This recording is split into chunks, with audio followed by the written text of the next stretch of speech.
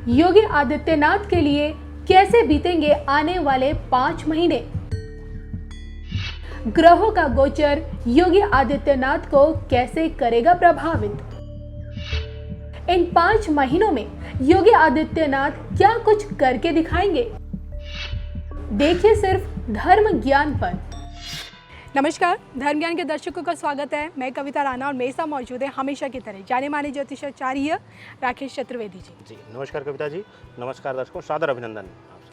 आज के इस एपिसोड में हम बात करेंगे उत्तर प्रदेश के मुख्यमंत्री योगी आदित्यनाथ की। 2022 में विधानसभा चुनाव है और ऐसे में योगी आदित्यनाथ जी के लिए साल 2021 जो कि अब ख़त्म होने वाला है, ये आने वाले 5 महीने उनके लिए कैसे रहेंगे, क्योंकि कहते हैं कि भाई केंद्र की सत्ता का रास्ता यूपी से ही होकर गुजरता है। अब इसी बात से आप इस बात का अंदाज़ा लगा सकते हैं कि किस प्रकार उत्तर प्रदेश का चुनाव बीजेपी के लिए सबसे महत्वपूर्ण है, क्योंकि जो कमल इस वक्त यूपी में खिला हुआ है, क्या 2022 में दोबारा खिल पाएगा या नहीं। लेकिन देखिए, उससे पहले योगी आदित्यनाथ को इन 5 महीनों में होमवर्क ज़रूर करना पड़ेगा।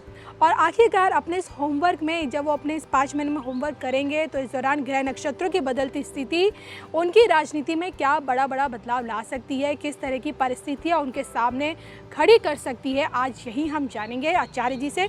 आइए सबसे पहले समझ लेते हैं कि इस वक्त देखिए, मैं हमेशा अपने दर्शकों को बताती हूँ, हर महीने ग्रह नक्षत्र बदलते हैं और हर वक्त नक्षत्र चेंज होते रहते हैं। और इस वक्त योगी आदित्यनाथ जी के ग्रह नक्षत्र किस ओर संकेत कर रहे हैं, बताइए आचार्य जी। जी कविता जी, धन्यवाद इतना महत्वपूर्ण विषय उठाने के लिए, क्योंकि ये जिस वर्तमान प्रांत में हम हैं उसके मुखिया के रूप में हैं और अभी तक इनके व्यक्तिगत कार्यों को देखा जाए, इनके पार्टी और सत्ता के कार्यों को दरकिनार कर दिया जाए, व्यक्तिगत निर्णय को जो इन्होंने अपने ऊपर लिए हैं उनको देखा जाए तो अभी तक बहुत सराहनीय कदम रहे हैं।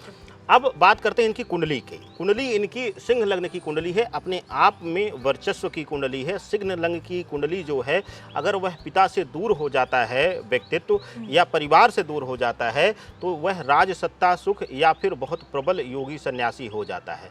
2 तरीके थे, या तो यह अगर पूरे सांसारिक जीवन का त्याग करके अगर निकल गए होते तो आज तक इनको कोई जानता ही नहीं और यह गुप्त एक महाशक्ति अर्जित करते और एक भारतवर्ष के प्रांत को यह एक महत्वपूर्ण आध्यात्मिक शक्ति देते। लेकिन क्योंकि इन्होंने एक ऐसे मठ को चुना, एक ऐसे मंच को चुना जो हमेशा से शक्ति का कारक रहा है। अगर हम गुरु गोरखनाथ के बारे में बात करें और उस पीठ की और उस पीठ से जुड़े हुए लोगों के बारे में अगर हम बात करें, अभी तक जितने भी वहाँ के पीठाधीश्वर रहे हैं और वहाँ के जो गुरु रहे हैं, धर्मगुरु रहे हैं, उनका इतिहास शक्ति का प्रदर्शन ही रहा है। और वहाँ पर गुरु गोरखनाथ के बारे में भी कहा जाता है कि वह अपने ही शक्ति पर अभिमान करने वाले व्यक्ति, अपने शक्ति को बढ़ाने वाले वो व्यक्तित्व थे। वह ऐसा नहीं था कि दूसरों के और दूसरों के अधीनस्थ रहकर रहें, तो उन्होंने अपने आप को एक एकांत दिया और अपनी शक्ति को बढ़ाया। वही गुण आज गोरखनाथ जी के बाद आज इनके अंदर मिलता है। और हम सब देखते हैं कि लाख चीज़ें हैं। अब हम एक चीज़ आपको पहले भी बोले हुए हैं आप ही के मंच से कविता जी, कि द्वादश भाव में अगर किसी भी जातक की कुंडली में केतु होगा, अगर द्वादश भाव में केतु का वहाँ पर आ रहा है प्रभाव, तो केतु उन्हें धर्म को लेकर कट्टर कर देगा, जातिवादिता के प्रति कट्टर कर देगा। यह कहीं न कहीं गुण इनके अंदर दिखता है प्रत्यक्ष रूप से, ये किसी के भी अंदर हो। अगर द्वादश भाव में अगर आपकी कुंडली में अगर केतु आ जाता है तो आपको अपने व्यक्तित्व को लेकर, अपनी सोच को लेकर कट्टरपंथी बना देगा। उसको आप बनाए रखने के लिए, उसको आप स्टेबल रखने के लिए किसी हद तक जाने के लिए तैयार रहेंगे। आप अपने जीवन या मृत्यु की चिंता नहीं करेंगे। वही व्यक्तित्व केतु इनके योगी जी के कुंडली में 12वें घर में बैठकर, मोक्ष के घर में बैठकर देता है। और क्योंकि ये खुद एक धर्मपीठ पे बैठे हुए हैं तो वहाँ पर इनको और प्रबल शक्ति दे देता है। अब बात करते हैं वर्तमान गोचर जो आने वाले 5 महीने में होने वाले हैं। और इन 5 महीनों में योगी जी के लिए यह भी महत्वपूर्ण रह जाता है कि यह 5 महीने प्री प्लानिंग की तरह हैं। बिल्कुल।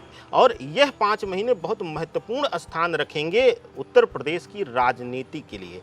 राजनीति पूरा उत्तर प्रदेश की इन्हीं 5 महीनों पर निर्भर करती है, क्योंकि हम भारतीय पास्ट भूलकर हम वर्तमान में जीने वाले हैं, हम वर्तमान को देखते हैं, तो हम वर्तमान से प्रभावित हो रहे हैं। और जो वर्तमान इनके लग्न कुंडली से देखें और जो वर्तमान गोचर कुंडली बन रही है उसके अनुसार जो महत्वपूर्ण ग्रह आ रहे हैं वह कहीं न कहीं शनि और सूर्य एक साथ दशम भाव में होना, दशम भाव में बैठकर यह इसलिए इनको अब फलदायी दे रहा है। अक्सर आपने हमसे सुना है कि सूर्य और शनि यह शुभ फल नहीं देते हैं एक साथ बैठकर, लेकिन आपको हमने बताया था अभी लास्ट टाइम भी कि सूर्य और शनि जब भी एक साथ युति बनाएंगे तो वह माता पिता से दूरियां कर देंगे। अगर दूरी नहीं करेंगे तो आपको वह पूर्ण रूप से शक्तिहीन कर देंगे, कहीं ना कहीं आपकी आत्मीय शक्ति शांत हो जाएगी बिल्कुल। लेकिन इस परिस्थिति में अगर हम योगी जी के बारे में बात कर रहे हैं तो इसका हम प्रभाव देखेंगे, इसका शुभता क्यों यह दे रहा है, दोनों ग्रह एक साथ बैठकर शुभ क्यों हो रहे हैं इनके लिए, क्योंकि सूर्य से पिता की दूरी बन गई, माता से दूरी बन गई, शनि अध्यात्म का कारक है, धर्म का कारक है, और एक धर्मपीठ पर इनको बैठा दिया, ठीक है, एक ऐसे मंदिर का, एक ऐसे जगह का, स्थान का इनको नेतृत्व दिया जहां की पूरी सत्ता ही शक्ति आधारित है। वहां कहते हैं कि उत्तर प्रदेश की जितने भी माफिया हैं, यह आज नहीं, आज मुख्यमंत्री हैं तब तो प्रभावी हैं ही, लेकिन जो लोग उत्तर प्रदेश की राजनीति और उत्तर प्रदेश के वर्तमान स्थिति को देखते हुए जो लोग उसके भूत को भी जानते हैं, वह जानते हैं कि गोरखनाथ पीठ के आसपास जाके बड़े बड़े माफिया भी शांत हो जाते हैं। कहते हैं कि वहाँ का पीठ ही सबसे बड़ा सत्ता का कारक है और शक्ति है वहाँ का। तो यह इनको शनि दे दिया और वह इनको अद्भुत बल दिया है कविता जी, यह महत्वपूर्ण। और शनि क्योंकि अभी वक्री है तो आप देख रहे हैं छोटे मोटे इनके क्वेश्चन इनके ऊपर या इनके मंत्रिमंडल के ऊपर उठ रहे हैं और इनके निर्णयों पर भी लोग कटाक्ष कर रहे हैं क्योंकि वक्री है।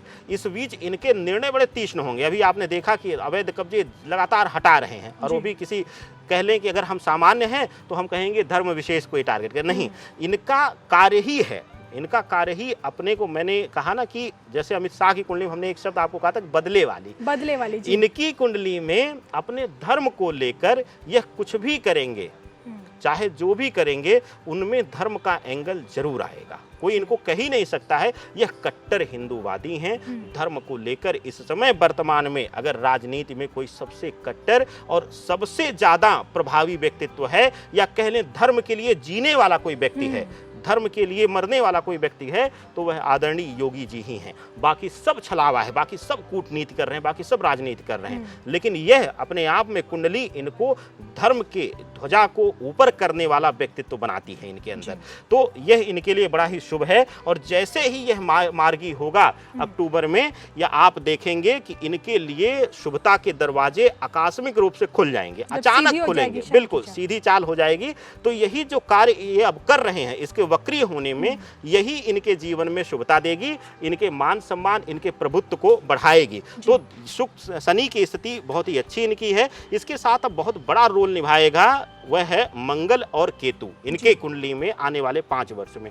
मंगल और केतु का एक बहुत बड़ा प्रभाव यह होगा कि केतु और राहु की जो इस समय गोचर स्थिति है वह अभी तक कहीं ना कहीं उन्माद भरी है, कहीं ना कहीं यह कुछ न कुछ बड़ा विघटन करा रही है, बड़ा तनाव दे रही है। यह राजनीति में भी दे रही है और सामान्य जीवन में भी लोगों को दे रही है। राहु और केतु का जो ट्रांजिशन हुआ है 2020 का, यह 2.5 वर्ष जो आने वाला है, यह जो है यह राहु और केतु की बड़ी विकट स्थिति है। तो इसलिए इनका द्वादश भाव में है और इनको धर्म को लेकर कट्टर करता है, वह इनको शुभता दे रहा है और यह कहीं ना कहीं अपने स्वभाव में और उग्र आएंगे। अभी मुख्यमंत्री बनने के बाद यह शांत हुए हैं, लेकिन आप देखेंगे कि इन जैसे ही शनि मार्गी होंगे उसके बाद जो इनका प्रभाव है वह अचानक से बढ़ेगा और बड़े ब्लंट निर्णय ये लेंगे इस दौरान और उसकी वजह से इनको शुभता मिलेगी। और आपने एक शब्द कहा था कि कमल खिलेगा या नहीं खिलेगा वह कौन जानता है, लेकिन अगर कमल खिलेगा तो यहाँ पर इकलौता एक व्यक्ति होगा राजनीति का, उत्तर प्रदेश की राजनीति का, कि जिसकी वजह से यूपी में कमल खिलेगा और कोई भी किसी का भी प्रभाव, सबका प्रभाव शांत हो जाएगा, चाहे वह अमित शाह हो, चाहे वो नरेंद्र मोदी हो, जो कि पिछली इस विशालकाय जीत के सबसे बड़े कर्ता धर्ता रहे हैं। किसी सीएम का नाम नहीं था, लेकिन अब माननीय आदरणीय योगी जी का नाम पूर्ण है। एक मुख्यमंत्री के रूप में और जी। सत्ता के लिए, क्योंकि अगर बीजेपी सत्ता में आती भी है तो सिर्फ और सिर्फ योगी जी की वजह से आएगी। इनके सितारे प्रबल बुलंद हैं इस समय, और आने वाले सिर्फ 5 महीने नहीं कविता जी, मैं आप सबके सामने बोला था, आने वाला 5 वर्ष इनके लिए बहुत अद्भुत होने वाला है। ये तो हमने भविष्यवाणी कर दी योगी आदित्यनाथ को लेकर कि इन्हीं के बल पर ये मुख्यमंत्री बनने वाले हैं यूपी के। लेकिन ये जो 5 महीने हैं, मैं ये जानना चाहती हूँ बस जाते जाते कि विपक्ष पुरजोर कोशिश कर रहा है सरकार को गिराने की, उन पे हमला करने की, चाहे हम अखिलेश यादव की बात करें, मायावती की बात करें या अन्य जितने भी सहयोगी दलों की बात करें, क्या वो अपनी रणनीति में कामयाब हो पाएंगे इनके खिलाफ? देखिए, जो मंगल शुक्र की इनके कुंडली में स्थिति है कविता जी, वह एकादश भाव में मंगल शुक्र एक साथ बैठा हुआ है। यह क्या करता है, यह आपके उन्मादी स्वभाव के प्रति आकर्षण देता है। मंगल कहीं ना कहीं उक्त रक्तचाप का कारक है, उच्च रक्तचाप का, और शुक्र कहीं ना कहीं संबंधों आकर्षण का कारक है। यह दोनों की युति जो है इनकी, और मंगल कहीं ना कहीं उत्पात का भी कारक है, जो यह कर रहे हैं, दंगल मचा रहे हैं, ये जो आपका शब्द है, और यह वाकई दंगल मचा रहा है यहाँ पर इनकी कुंडली में भी बैठकर लोगों के लिए। तो यह कहीं ना कहीं, मैं बार बार कहता हूँ कि अगर उत्तर प्रदेश से किसी और का नाम आता है तो कहीं ना कहीं पार्टी के पूरे प्रभुत्व को समाप्त कर देगा। लेकिन अगर योगी जी के प्रभाव को हम देखें तो बहुत प्रबल प्रभाव है, और विपक्षियों को यह पूर्ण रूप से शांत करते हुए नजर आ रहे हैं शनि, शुक्र और मंगल के प्रभाव के साथ कविता जी। चलिए, ये तो हमने आपसे समझिए, आज आचार्य जी ने बताया कि शनि, शुक्र, मंगल के प्रभाव से किस प्रकार आने वाली ये 5 महीने योगी आदित्यनाथ जी के लिए बेहद खास होने वाले हैं। और देखिए, अब देखने वाली बात होगी कि इन्हीं ग्रह नक्षत्रों के चलते आक्रामकता के साथ आखिरकार योगी आदित्यनाथ कितने कड़े फैसले इन वो 5 महीनों में वो लेने वाले हैं। इसी के साथ मुझे और आचार्य जी को दीजिए इजाज़त। नमस्कार। नमस्कार।